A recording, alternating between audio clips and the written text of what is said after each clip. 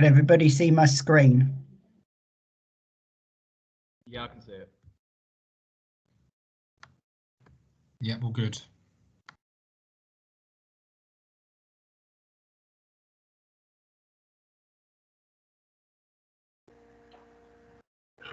Can anyone else see Paul? Because I can't. I think Paul's gone. Oh, yeah, it's actually gone. Yeah, I think he's left. It was there and then it disappeared. Yeah, he's straight just not in the chat. He's not in the meeting, so I can wait for him. He's had enough of us. Yeah, well, that didn't take long, did it? Sure, he'll join back. And it's still recording. It is.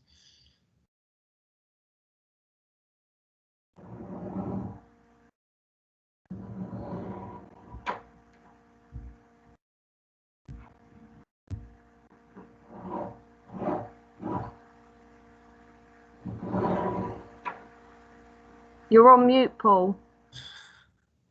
I said I lost you, or I'll try again and see where again. I went to share my screen, then everybody disappeared and I'm talking away to myself.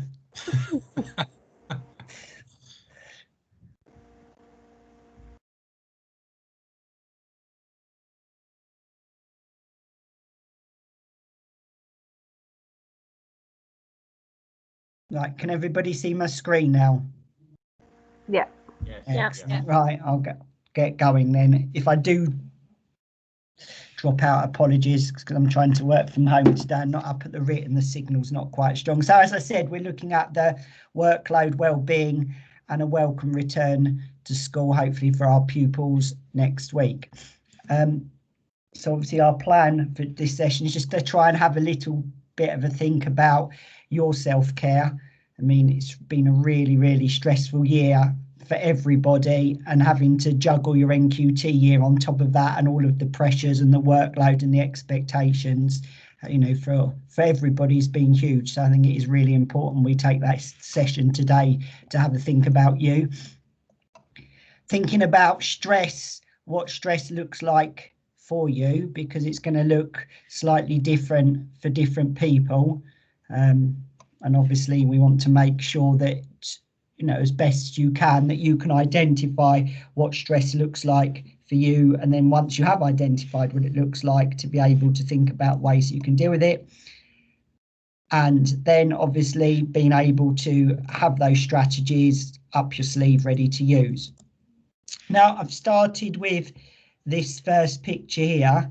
Any ideas why we might have this picture to start off with? Any thoughts? Well, that looks like a air breathing bag you get on a plane. That's the kind of thing that drops down in a state of crisis. Yeah, okay, excellent. You're right, it is the bit that drops down in a plane. Any idea why we might have gone for that picture to start off? Is it because they say to put it on yourself first? Yeah. Before you can other people?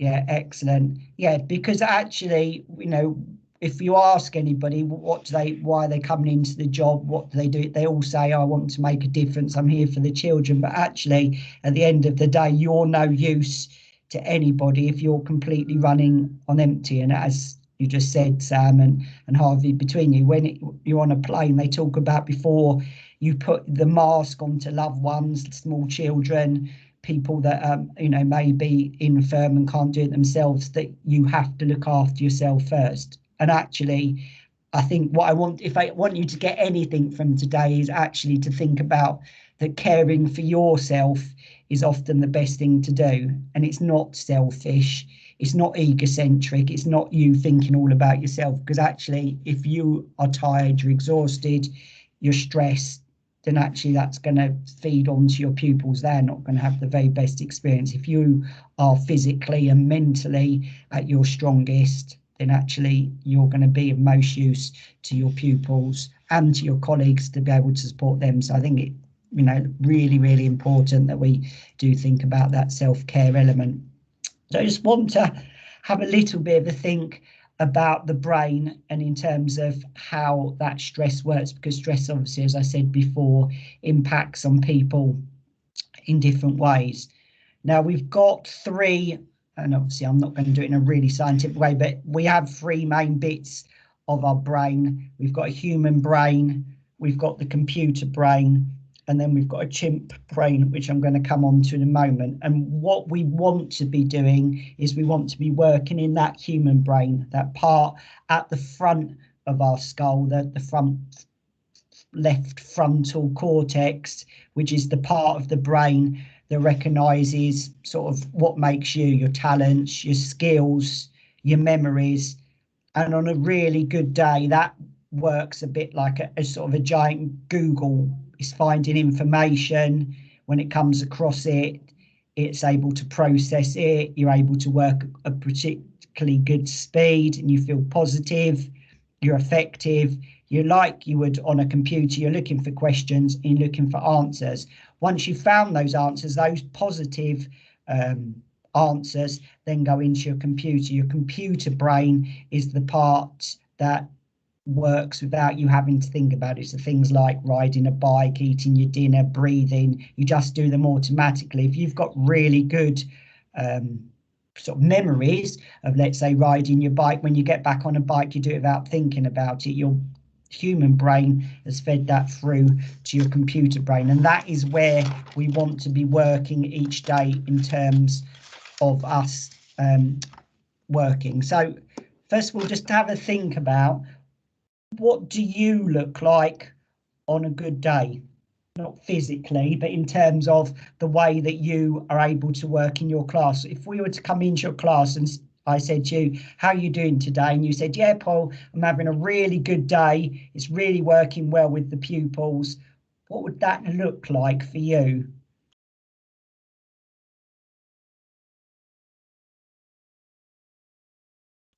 Any thoughts?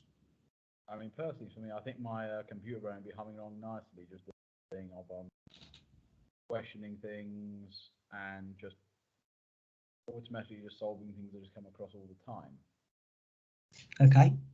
So quick thinking, being able to process things quickly for you. Any other thoughts in what you look like on a good break? I know, I mean, I don't feed you my thoughts, but for me, it would be, if you came to see me on a good day in a classroom, I'd be smiling, I'd be interacting with the pupils, I would be working at a fairly good speed, I'd be, having those relationships which would be positive. It'd be a nice buzz in my classroom. I think the level of interaction, it wouldn't be too noisy, but it certainly wouldn't be dead quiet. I think that would be what mine would look like. What about you, Becky? What does what do you look like on a good day? I've put down positive energy and smiling. Excellent. Yeah, I think that's good. And I'd see when I've been lucky enough to come into your class, certainly that's what I've seen on a good day. Storm and Anna, anything we'd see from you on a particularly good day coming into your class? I think with our classes, something we're having to come to terms with is adjusting our expectations of a good day for our SEND children. So, for example, my good day in my class will look completely different to Anna's good day in her class because of the needs our children have. So for my children, a good day is engaging with our interactive whiteboard, enjoying their group activities together, but still being able to achieve their one-to-one lessons and their one-to-one work with, I would like to say, having, no behaviour issues or very, very minimal. But obviously for you, Anna, that good days is completely different, isn't it? Can you hear me if I talk from here? Yeah, we can hear you. Yeah, a good day in my class is no or low behaviours. The children are focused on a task. We're all sort of, you just feel it, don't you? There's no sort of screaming. There's no, because that does make you negative. I know you saw me Friday. Dealing with behaviour, and I think often when the behaviour is constant throughout the day, it is really, really difficult to try and put a positive spin on that, as you saw me Friday. But yeah, I think a positive day would be even if there is a behaviour that we've been able to follow behaviour support plan and it's worked, and that the children have been able to do some of their learning tasks. And again, I think that, thank you for those countries. I think that's really important, that actually your good day has to be a good day for you. And sometimes we're really quick to compare ourselves to other people, especially if we're working in parallel year groups. And actually, it could be completely different, as Anna was alluding to. Somebody, if I've got a class with a child who continually smacks their head against the wall or throws themselves to the floor, then actually a good day for me might be that child's gone home not injuring themselves that day. Or a good day for me might have been that I've not had to exit somebody out of the classroom, where for somebody else, it might be, they've got the so-called perfect class, that actually for them, that their pupils have managed to complete, work to X level of standard, amazing piece of work, where for somebody else, it could be that Fred over in the corners managed to write their name on a bit of paper. So it's about you having, and it was nice that you came up with your examples, a clear plan for you of what a good day is, so that at the end of the day, you can recognise and you can, almost pat yourself on the back that you've had a good day. But if you don't know what that good day looks like and whether it's been good, then obviously that's a bit of a downside. So it's about keeping in your mind what a good day is and trying to, work towards that and take those positives. So as I was mentioning at the start, the other side of your brain is your chimp brain, or sometimes referred to as the reptilian brain. It's the oldest part of the brain, and hence why it's got the name chimp brain, because it came from where people evolved from chimps and monkeys. And that's the brain that sort of the survival part of your brain. It senses the dangers around it. And it's got three main parts to it. It's got the center, which is responsible for your fight or flight. So your brain remains sort of focused on that part. So, for example, if you're, got a tiger in front of you, you're not going to reason with that tiger, and you don't need your reasoning skills. So your brain shuts down and it actually just makes that decision. Is it going to fight the tiger or is it going to run away?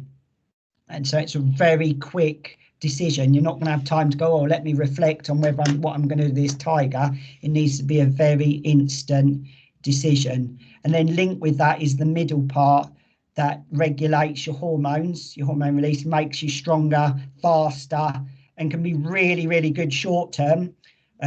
Because actually, if you've got a tiger chasing you, you want to be able to be stronger and faster to get away, climb up the tree. But obviously, if you're running on that level of adrenaline long term, and obviously that can have sort of very dangerous impacts.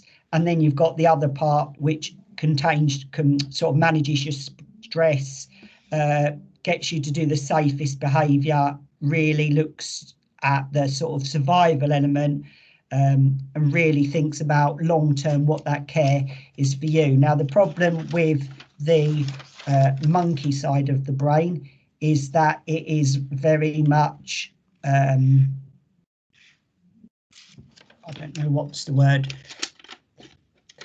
doesn't think, probably, very much makes those snap decisions. And unfortunately, when we get stressed, we go to that primitive monkey brain. We make those snap decisions, we run on adrenaline, and we make those really rash decisions to do things. Now, sometimes that can be really, really good.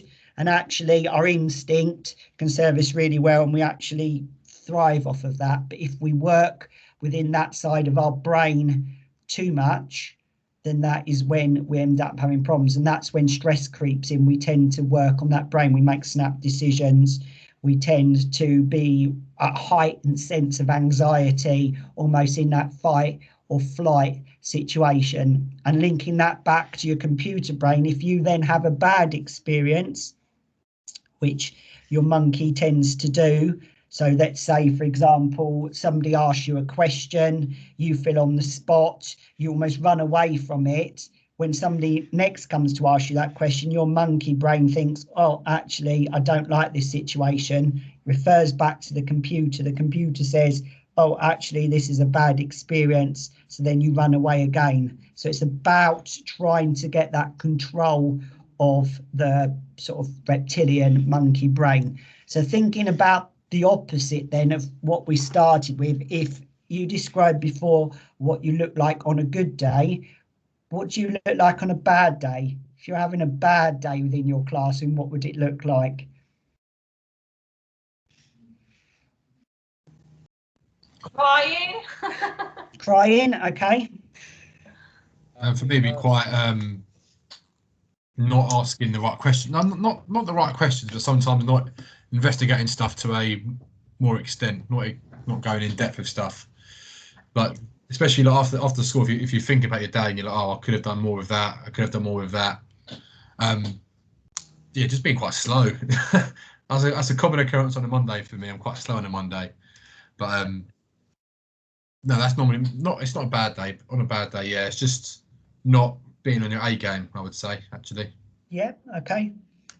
I would say feeling a bit disorganised, like feeling like I like normally to keep things in order, and if I feel like I'm missing something, or if I feel like something that I normally have isn't available, or I have technical issues, for me that really throws me off, because then I have a bit of a panic. I'm like, I don't know what to do now, and I get a little bit stressed. So I like to, if I feel disorganised, or I feel like a bit unsure or a bit last minute, then for me it really puts me on a bad day, on a bit of a downer.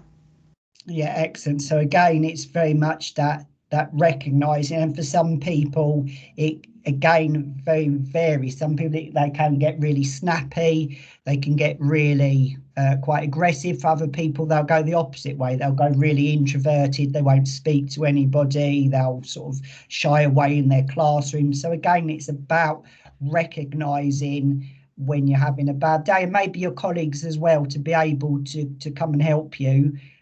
And almost, if you feel brave enough, being able to have that conversation where you say to someone, or if you see me going really quiet or not saying anything, can you just come and check I'm all right? Or for some people, and you mentioned Anna about crying, for some people they see that as having a bad day, other people see that as good. They don't enjoy crying, but actually they find it a really positive release, and they find that as the way to come round, and probably most days will cry about something, and might not necessarily be a bad day, but for others they will see it that way. So some of the things you might have coming out on your bad day, and again you might have had some of these. So we've got digestive discomfort, that actually no matter what you eat, you end up with tummy aches, problems toileting, bowel issues, heart palpitations, your heart might feel racing, headaches, migraines, you might feel depressed, really anxious, sleep problems. Some people find that when they're having particularly bad days, they either can't get to sleep, or maybe to an extent, maybe not quite, maybe more severe than what Sam was saying, but obviously extreme fatigue. They wake up and they just feel constantly tired. It can be a sign of high stress. And we talked about as well this adrenaline being in your chimp mode, that actually for short amount of time, if you're a top athlete, you want that adrenaline because you want that rush, to get down the track, or you want to do that performance. But actually, if you stay in that mode for too long and you have prolonged adrenaline, then obviously you can get some of these symptoms, weakened immune system. Yeah. It's Anna. Can I just add to that? Because I think that's a really good point. Yeah. Just said about adrenaline. You're probably aware that behaviours are quite heightened in my class at the moment. It's an ongoing issue that won't be fixed overnight. And I found that where I guess adrenaline is quite heightened with me, I feel that I've been going home from school and it hasn't been going back to normal. Does that make sense? Like, I feel like I still feel a little bit on edge at home. Yeah, no, and I agree, and that's the concern, that obviously it's trying to find strategies that you can switch off at the end of the day, or you've got ways that you can sort of self-regulate that adrenaline, because as you're right, you're dealing with at times quite, I think they could probably be quite frightening reason. If you've got a child that's smacking their head against somewhere or throwing themselves on the floor, or you're worried they're going to hurt somebody else, or they're going to self-harm themselves, then actually that's going to have a massive effect, not only on that child's own adrenaline, but in your adrenaline in trying to deal with the situation. So it's definitely about, and as you obviously said you're doing, is recognizing that you have got some of those sort of symptoms of high adrenaline and being able to deal with them. Because actually going through that list, there's some quite worrying things on there, like heart problems, stroke, sleep disturbance, heart disease, anxiety, depression, and all of our jobs are very stressful, but actually there's a lot to be said that it does take a certain type of person to work in specialist education, because you are dealing with, some of our most neediest learners that do challenge you and do cause, increased adrenaline and stress levels. So really what we're trying to do is we're trying to get that sort of balance back from chimp back to human. We want to occasionally use our chimp, as we said, if we want that boost of adrenaline, but we don't want to be heading in that state all the time. We want to be heading to our human side, trying to redress that balance. And again, you might find that if you are too long in your primitive side, you start becoming negative. You stop doing things and you look at the negative side of things that are happening, and you just don't take those risks, because once you start getting down on yourself, you might start thinking, well, I don't want to look daft, I don't want to look stupid, I don't want to ask that question. And that's where you can then start to become a little bit more introverted, really, because you don't want to take those risks. You might, as you're saying with the adrenaline, Annie, you become almost hyper vigilant.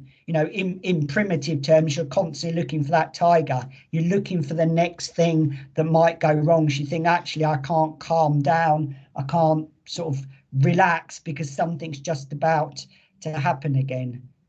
And you become focused just on what you need to do at that particular moment. And I don't know, my next question to think about, and I don't know if you've ever had this situation, have there ever been sort of any ideas or innovations that you're not pursuing because you feel your chimp brain has sort of taken over?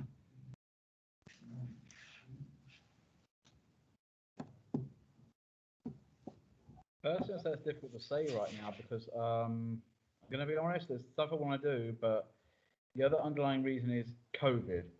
Right. And I can't do it. So I find it very difficult to experiment in the first place. So I am finding that question difficult, because I'm not sure if that's me being reluctant about something or if it's COVID. Okay, and that's a fair enough point. Obviously, we're in that heightened situation at the moment where COVID is making everything that we do particularly difficult. It might be that have a think about it once COVID's over. But is there any other people that have that you felt that maybe you've not pursued something or done something because your chimp's almost taken over? So I've had similar with lesson observations. Amy said we could any volunteers for a lesson observation, and of course my hand did not go up because obviously I was terrified. I had one anyway and it was fine. So in hindsight, I should have just stayed calm and said, go for it. But to begin with, it was no, thank you. And just the thought of it made me, my heart was already racing just thinking of it. And was it that fear of failure that was sort of taking over? Doing something wrong, or just, not doing very well. Yeah. And, and I think that's something that, doesn't go away, I think. It's something you can try and control and get better. But I think even if you ask the most experienced teachers, if they're asked to do a lesson observation, there's always that fear, what if it goes wrong, what if somebody looks at me? The same with promotions as well, as you go through your careers to go up to that next step, you know, if it's to be a sort of year group lead, subject lead, deputy heads, headships, there's always that fear, almost imposter situation. Am I good enough to do it? Are people going to work out that I'm sort of an imposter, that I'm not up to it? And it is just, you know, it's easier said than done, but it's just trying to almost wrestle with that inner chimp, that inner, actually, I can't do it, that adrenaline, that making snap decisions, to be able to try and control yourself a bit more.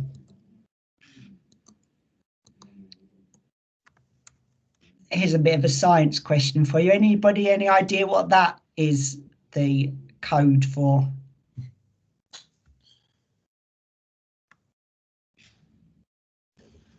No.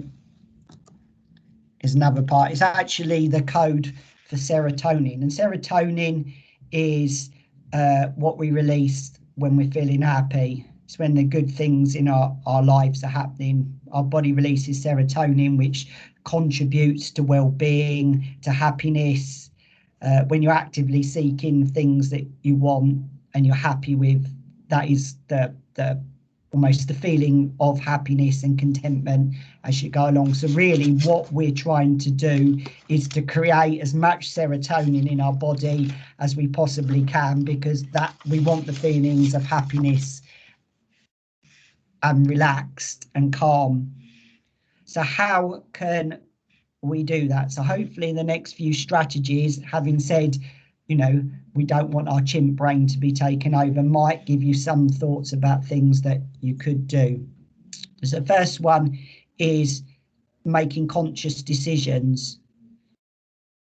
And what we mean by this is trying to make your thoughts positive by looking at good in the situation, because obviously it's really quite easy to let the negatives and stressful thoughts spiral and lead to depressive thoughts, and then they get bigger and bigger, and then you get more stressful. Now I've put up the example of the visual timetable here, because this, you know, as I started off by saying, this is quite useful for your pupils as well. So if your pupil gets really stressed with doing their maths, for example, if they've got a visual timetable and they can see that actually in 50 minutes they're going to be having a fruit break, or they've got PE later on, which is something they really enjoy. So it's about them making that conscious decision to actually, I'm going to go through the difficult bit, I'm going to meet that challenge because I know in this amount of time something really good is going to happen. Again, it's almost providing that structure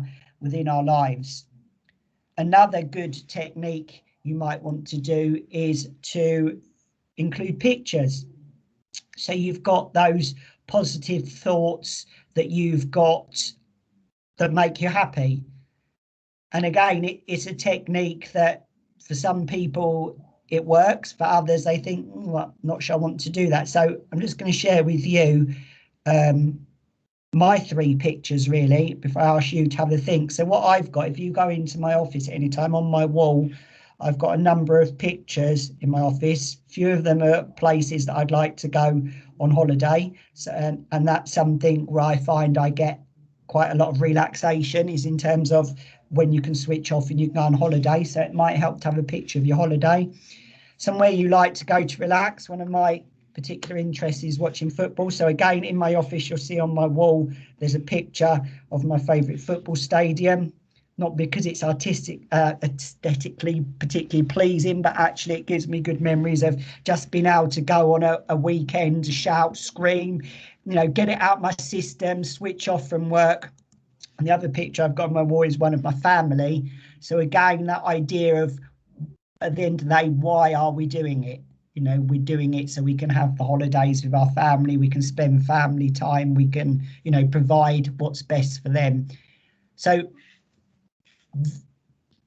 they are almost their subconscious. They don't come in every day and go, oh, those pictures. But actually, when things are starting to feel a bit stressful, I've got those 3 reminders sitting in my office of things that, you know, consciously for me, they're the decisions on why I'm doing my job at that particular time. And yes, there's that deep held thought, actually I'm doing it for the children, I want to make a difference.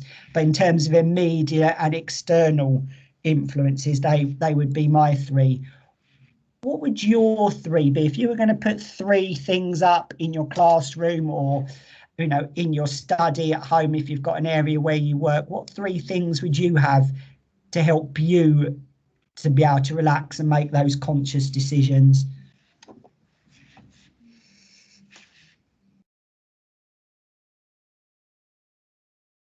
I think mine would be very similar to you, Paul. Stuff that I enjoy or stuff that I care about. So again, very similar about the football team. I've got in my classroom, I've got my lollipop sticks with all the children's names on. I've got them actually in my football team mug. Okay. So it's like an ongoing joke with the children. They see my football team on there, they can see my face in a kit, and they laugh about it every time. That's something that always reminds me of like university in particular as well. It's something from there that I've brought forward with me, and so I have that in my classroom at the minute. But yeah, more like family, just reminders, and just things you enjoy, I'd say. Okay, excellent. And I really like that idea as well, but then being able to have that link between yourself and the children as well, so they can almost see that you are human, you've got interests outside of work as well. So that's a good one. Anybody else got ones they want to share? Mine would be my three boys. Okay. They don't always necessarily make me calm. I obviously love them lots, so they're pretty my, if when I'm feeling a bit stressed, having cuddles with my youngest is just makes it worthwhile, Yeah, excellent.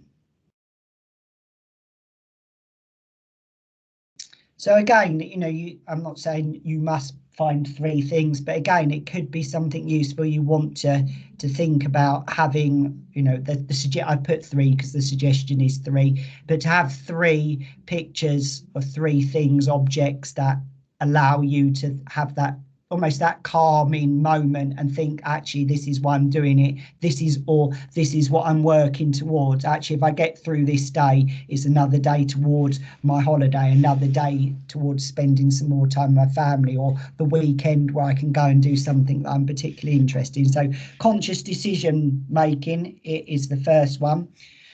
Real or imagined.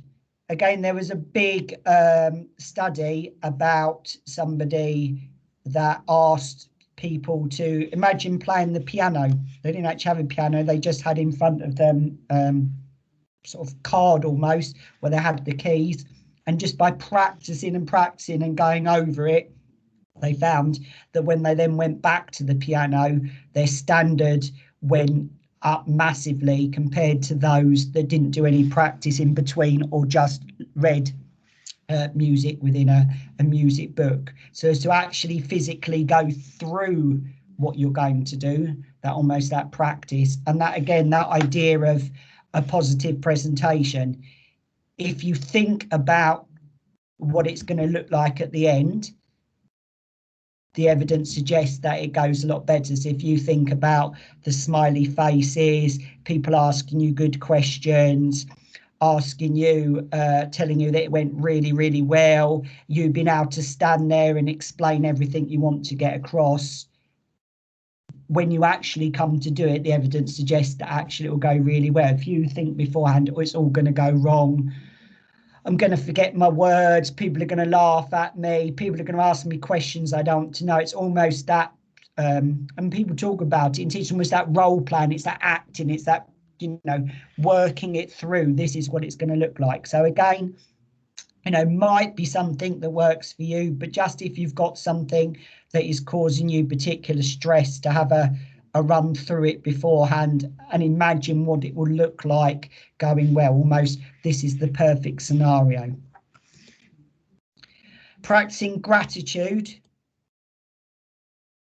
So again, this is something that sometimes we tend to forget about, that almost giving myself time, thinking about,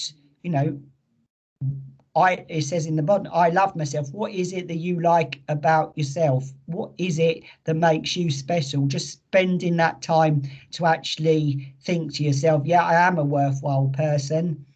that positive thinking. And I've got my hands at the bottom because a good strategy to get is just to come up, use your fingers to think of, 10 good things about you, or 10 good things that have gone well in your day. Just almost that stopping and thinking.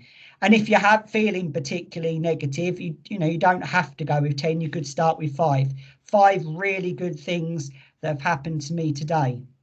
And again, they could be, something that's gone fantastically well, but they could be just positive based on yesterday. Jenny didn't bash her head on the wall. I got up and went into work. I said hello to somebody. I managed to eat my lunch without feeling sick today. Somebody said great planning. They can be as big or as small as you want, but just before you leave, work in the evening, or before you start work in the morning, just giving yourself that physical time to, give yourself gratitude, to say, actually, this is good. And I've put up on the top left side, I don't know if you've seen it, the Headspace is a mindfulness tool. You can get it on your phone, and I think they still are at the moment. I know they certainly were a few months ago. They're offering Headspace free for all teachers for a year, and it's got on there obviously professionals giving mindfulness talks. It helps you to sleep. It gives sort of positive affirmations for you to talk about. So again, it might be something that you might want to explore. If you just go to the App Store or Google Store and type in Headspace, you can then sign up to that. If it is something you're interested in, all you need to do is get your employer. So if you send an email to Karen Watkin at the Trust just to say, can you send me a letter that says I work for the Trust, you just email that off to them, and then you get free access to the year. And I think sometimes we find that really hard to find and to say positive things about us. So again, I'm not going to ask you to say it if you don't with, but thinking about it, what would you say 2 really good things about you are? What makes particularly strength of you? Paul? Can you hear me? Yeah, I can hear you. So I sometimes, when I feel negative, I try and think this isn't just school related, by the way. So I try and think I'm still a good mum, I'm a good wife, I like to think I'm a good friend.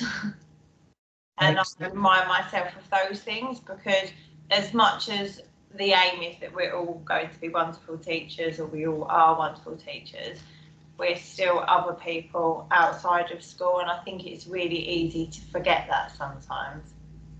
Yeah, I think that's really, really brilliant. I think that's a really good thing, because obviously my examples that I said were all school. They don't have to be. You're exactly right. You're a good mum, you're a good friend, you're a good brother, you're a good sister, you're a good caring person. Actually, being a teacher doesn't define you. You are that individual, and you're that person outside. So thank you for that contribution, Anna.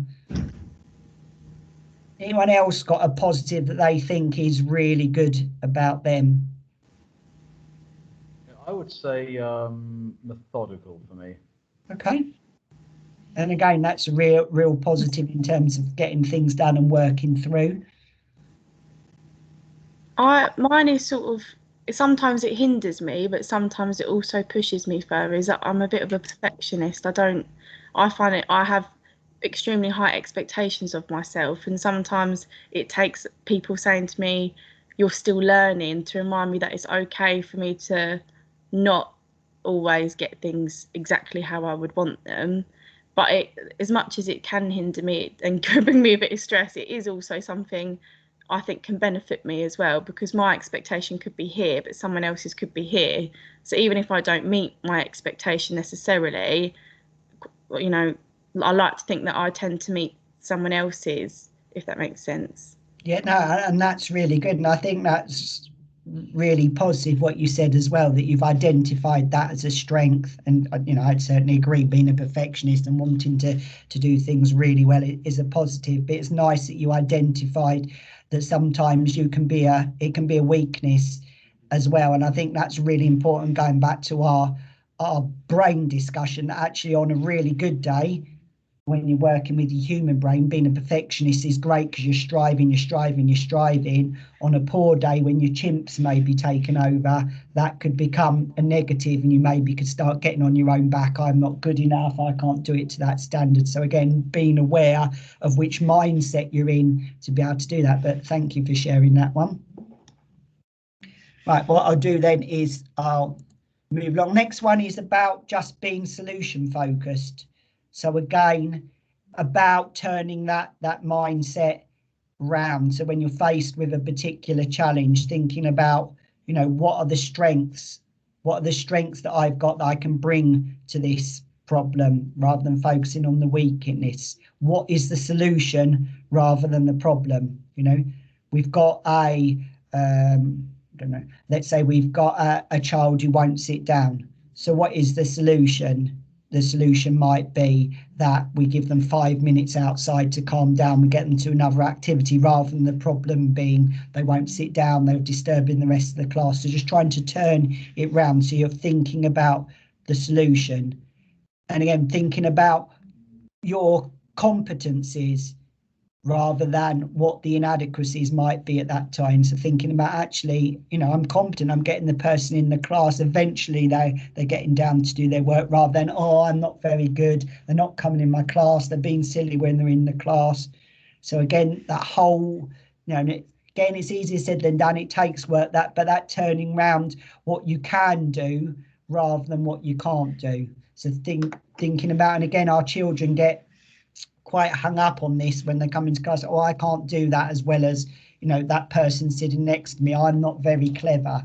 They're better than me. So again, just turning round that whole of the children's and our mindset to that, actually, you can do it. And again, you know, if you've done work on mindfulness, it's all very much about, I can't do that yet. So that very much that yet part, that you'll get there, but, you know, maybe you can't do it. Next one I think is really important, and actually the more research that comes out around this, the more important it becomes, the idea of sleep. And again, you know, it has to be a conscious decision. And I'd like to say, once you get past your NQT, yeah, everything's great, you'll be sleeping every night, but pressures just become different, and you know, the responsibilities become different. So it's about you working with those. And actually, if you don't physically, you know, mentally make time to sleep, we're always going to find things, you know. And I think that's the possibly a negative with our jobs we do. We are in a profession where it's really difficult to switch off.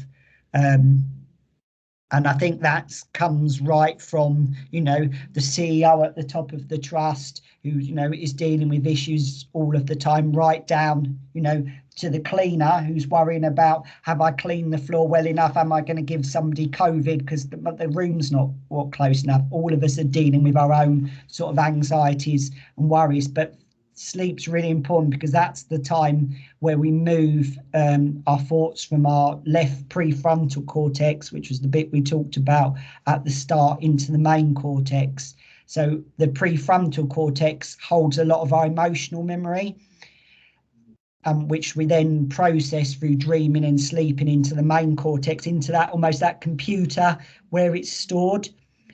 And the problem is, if we don't sleep enough, then when we wake up the next day, it's still in that front part of our brain. It's still in the emotional side. So we can wake up still feeling really emotional.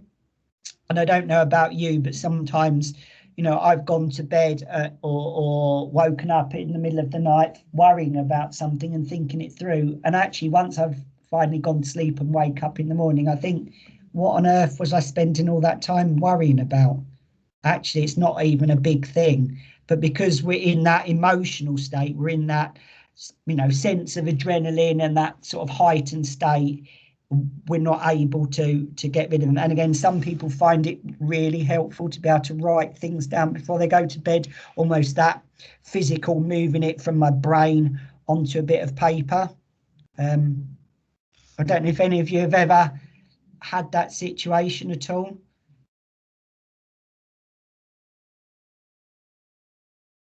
No. I had it once last year on my last placement when I was asleep and I sat up in my sleep and I was almost giving somebody resources in my sleep because I was worrying. It was my final observation and I was worrying constantly. And apparently I sat up in my sleep and tried handing resources to someone. And then I woke up and I realised, what am I worrying about?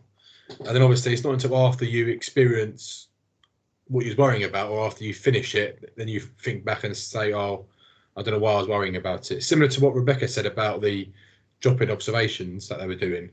I was the same. I was reluctant to agreeing to do it, but I agreed to do it anyway. But I was still worrying about it before I actually did it because it's natural to worry about it because you want to obviously do well with it. Yeah, excellent. So again, you know, that's a really good example that actually you worried about it, kept you awake, and then the next day you suddenly thought, well, actually, why was I worrying quite so much about it? In terms of tips, and I think these are tips, this is not, again, you must do, but again, the research says that actually in terms of sleep that we need to be consistent as possible with the set time we sleep, and some people go to like maybe extremes that all during their working week they will sleep set times, get up at set times. In the weekend they'll, you know, let's say they go to bed at 10 o'clock every night. At the weekend they'll go to bed at 2 in the morning, and then they'll sleep into 11 or 12 in the morning. And the research says that actually that is not good for our mental state, because then when we get to a Sunday we're then out of sync, and then it takes us a lot longer to get to sleep and get back into that routine. So I was listening to a top rugby player, and he says what he does in terms of his performance and keep things going is that during the week he'll go to bed at 9 o'clock and get up at 6 o'clock, but at the weekend he'll go at 10 and get up at 7. So he's still getting the same amount of sleep and he's still keeping it very varied. And he actually said he felt that had a massive impact on his performance, because he then was able to get regular sleep throughout the whole week, including the weekends. Other one to consider, and again, common sense, but I'm terrible at it, and I don't know about you, is limiting your amount of screen time before you go to bed. Suggestions are that between 30 minutes to an hour before you actually want to go to bed, you shouldn't be looking at phones, watching television, or any electrical device, because the blue light from it apparently affects our natural sleep rhythms. And by looking at those screens, it actually is almost tricking our brain into thinking that it still needs to stay awake. So by putting the device down, stopping watching television, don't know, reading a book or just relaxing for that 30 minutes to an hour has a positive effect. Practicing meditation or relaxation before bed. Again, it might be you do something like an app to listen to. It might be you do breathing exercises, find a quiet area. Trying to avoid caffeine and alcohol before bed. Again, research says that is really effective for sleeping. Obviously, caffeine naturally, because it's a stimulant, keeps us wide awake. Alcohol as well. You know, some people say, oh, actually, yeah, it's nice to have a drink before I go to bed because it helps me to get to sleep. But again, the scientific evidence is actually, although it might send you to sleep drinking, that inhibits us having that deep sleep. We only tend then to have a very light sleep, and then we still wake up feeling not fully refreshed because we haven't gone into that deep, full sleep. Having a hot shower before bed. Again, the evidence is that when you have a hot shower, your body temperature goes up. So then when you get out of the shower, your temperature comes down, and it tricks your brain into thinking that you need to go to sleep, almost that hibernation type thought. So again, that might be a positive. I mentioned it with one of the others, maybe keeping a book or diary beside your bed to be able to write down any thoughts, worries, queries you've got, and then you know that you're not going to forget them. Next morning, you wake up and you're ready to go again. Now, I don't keep a book or diary by my bed, but what I did find that helped me to sleep was to, before I finish for the days, to write down the list of things I need to do the next day, almost to have a sort of list, a timetable. And I found that really helpful in terms of almost then being able to go the next day and having that list ready there. Is there anybody who has any other tips that help them to sleep at all that I haven't mentioned, or have tried any of these and they've been positive or not worked? I think me and Anna were just saying, for us, we both really struggle with sleep because Anna's children are quite a bit older than my one, but mine's just turned 1. So for me, sleep is a bit of a like, what is that? Because she wakes up quite often in the night still. So I think for me, I'm now having to try and retrain myself to get out of the habit of going to bed, like sitting at home doing work and then going to bed later, because I just can't switch off. And then by the time I pull myself into bed, my little one has decided to wake up 5 or 6 times in the night, and I'm like, oh my goodness. So for me, I'm now having to stay at work later and pick her up later, but it's slowly making it easier for me to switch off at night time and actually get some rest, whereas before I was picking her up earlier, going home with her, and then doing my work later on in the evening. But I realised quite quickly that meant I was not getting any sleep. Excellent. And did you find that strategies worked for you, staying a bit later at work, getting your work done, and then going home and having that time? So much better, because I can now, even when I would spend time with her, when I would pick her up a bit earlier, I was still stressed because I knew I had work to do. Whereas now, if I get it done before I leave and I just leave a bit later, yes, I'm picking her up now an hour before bedtime as opposed to 3 hours before bedtime. But that's an hour I spend not feeling guilty and knowing I can do things like have a shower and a bit of time to myself and then go to sleep without thinking I've got all this stuff to do, and maybe being a bit snappy as well with her, because I felt stressed because I knew I had stuff to do when I was tired, and it was just a bit of a vicious cycle. Yeah, so actually, as you say, in one way you fit that you've lost time, but actually you've got real quality time back to be able to have it for you, and your family at home. Anyone else tried any techniques that have helped them with their sleep at all? No? Giving the kids to my mum. Okay. And again, that is, and it comes back to what we started with about that thinking about yourself. And have you found that that's had a positive impact? It does help, yeah. I mean, mine aren't, Paul, they're not exactly young anymore, but still giving them to my mum when they're allowed gives me the time to kind of go, so that I can have some me time, which is very rare. Yeah. And then do you find that when you've got them back, you get better quality time with them? Yes. Yeah. 100%, yeah. Yeah. So again, a bit like Storm's, the idea that you feel you're losing time, but actually you're gaining far better quality time from it. Right, so moving on, my next one is about reducing the impact. And I think this is really, I just put this one in there in between because I think this is really important, because it said, you can read it, but it says 83% of 3,000 teachers took part in the survey. 63% felt that their jobs impacting negatively on their health and well-being.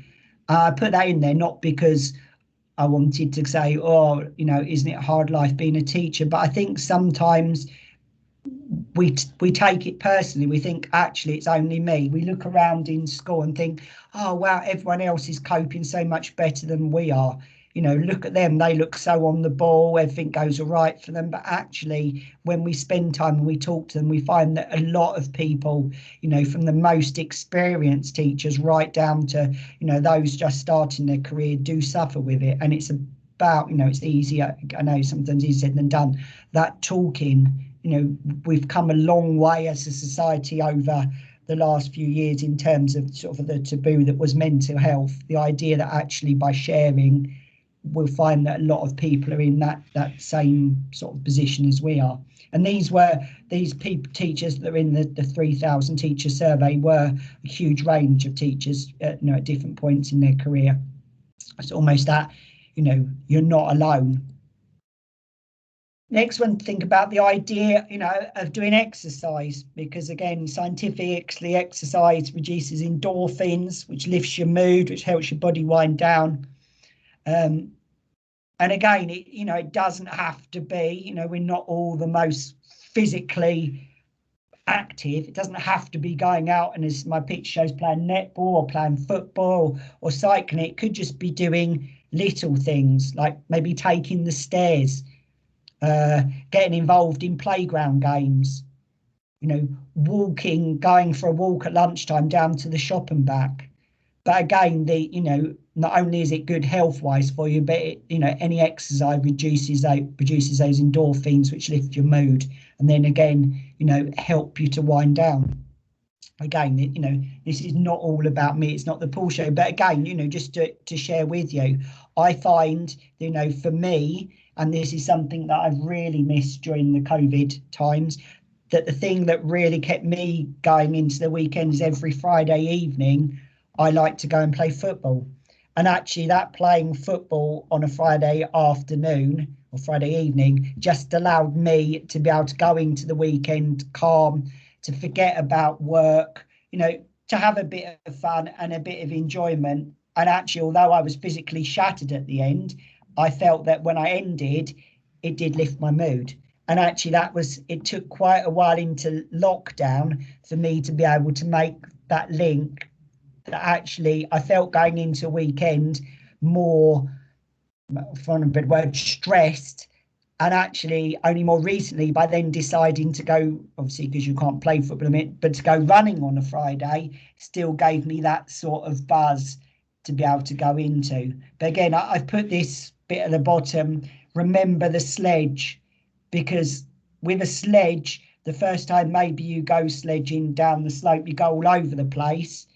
But actually, the more you do it, you build your bottom of your sledge builds up that rut, and it becomes easier and easier, and you go faster and faster, and it becomes much more enjoyable. The idea that you've got to almost build that groove up by doing it once and saying, yeah, it's not for me. Maybe you need to give it a little bit more. And I know that, quite a few of you are very sporty. So, my question is, does it work for you? Does doing exercise and sport work for you as a chance to unwind? Cool. Yeah. Yeah, that's part of my my self-care. So during the week, I don't have much time, like many of us. So I just go for a little walk. But I like hiking. So at the weekend, I'll do about 7 miles, and I'm quite into my weights as well. So that's my little de-stress, that and a hot shower. And do you find that hiking and weights puts you in a better mind frame? Yeah, 100%. I got home from work yesterday, and my husband took one look at me and told me to go for a walk. So. Okay, so again, other people, not only yourself, other people notice as well that you doing your exercise really has a positive effect. Mm-hmm. Yeah, brilliant. Any others?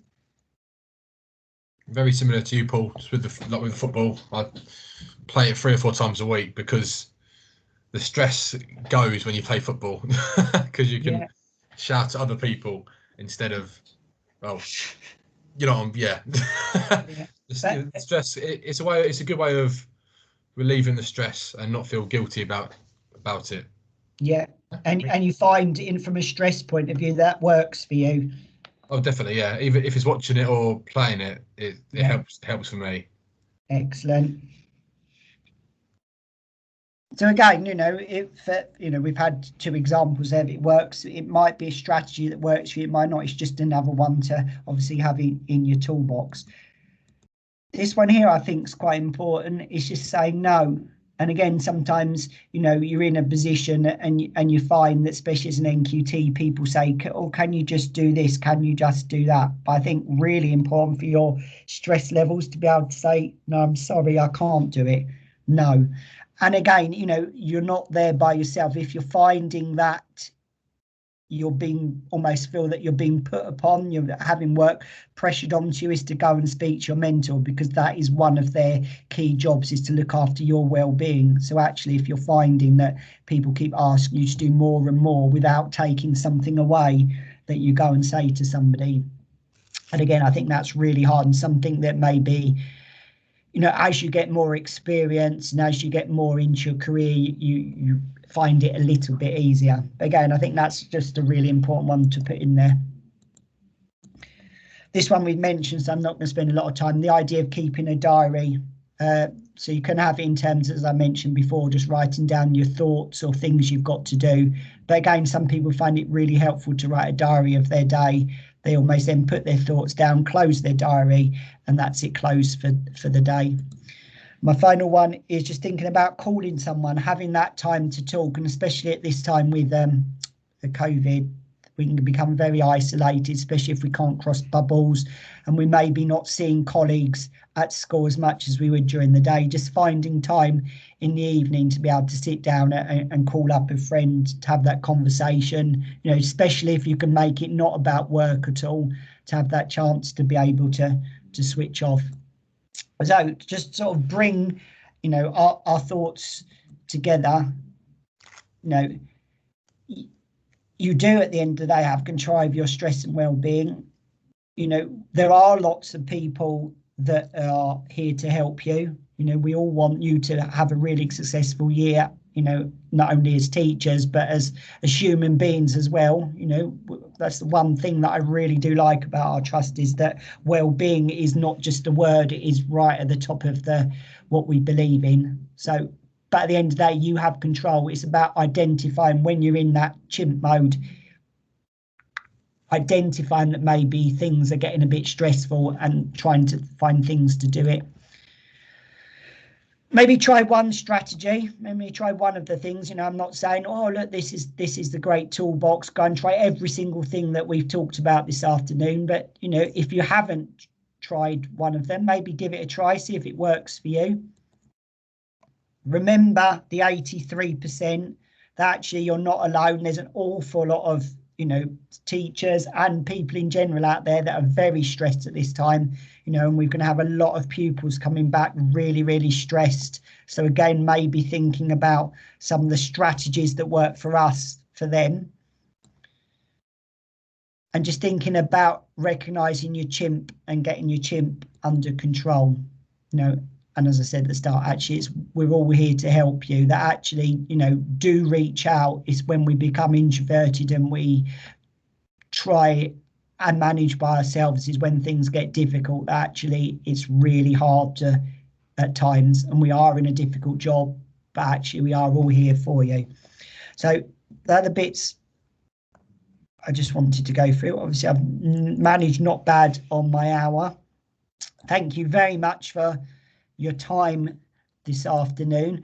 Do have a think with your mentors about if there's anything you'd particularly like to cover in terms 5 and 6, because it'd be really good if we could, really tailor it to you. I hope you found some of the bits this afternoon helpful, and just, giving you a chance to come away from your teaching and have a think about you for a change, because we're really good at thinking about other people and sometimes not about ourselves. So thank you very much. Thank you.